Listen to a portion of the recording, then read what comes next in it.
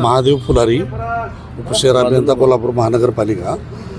या चॅनलला डायव्हर्शन करण्यासाठी आपण बाहेरतून चॅनल एक काढलेला आहे.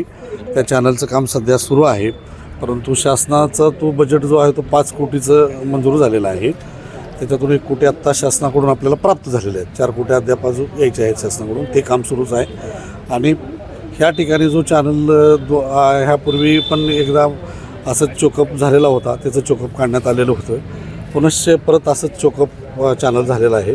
त्याचं पण आमच्या आरोग्य विभाग आणि मुख्य आपले स्वच्छता विभाग यांच्यामार्फत ही चॅनलचं चोकअप काढण्याचं, तसंच आमच्या पौड विभागामार्फत काढण्याचं काम करण्यात आलेलं आहे. आता कार्यान्वित झालेलं आहे चॅनल. या ठिकाणी पॅरलल चॅनल करण्याचं आमचं नियोजन आहे.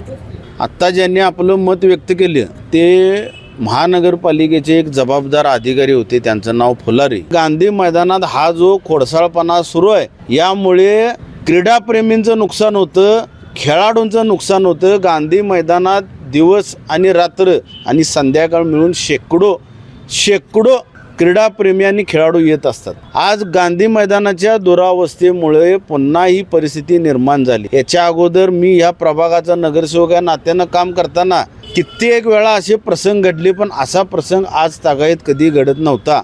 मत आणि मतांतर होत राहायचं. त्यावेळी पब्लिकला किंवा जनतेला असं वाटायचं की काम कोण करत नाही, पण आज लोकप्रतिनिधी याला जबाबदार आहेत, महानगरपालिका जबाबदार आहे.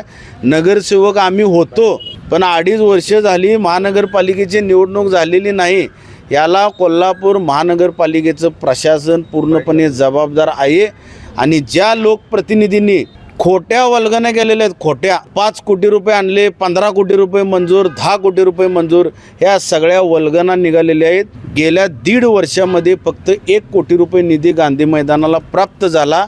पुढचा निधी न आल्यामुळे हा कॉन्ट्रॅक्टर अगदी लिटरली काम टाकून पळून गेलेला आहे.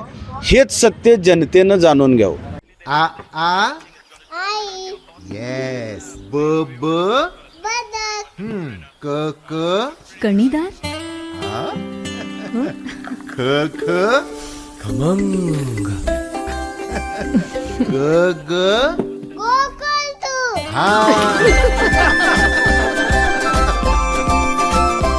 अगदी घरच्यासारखं.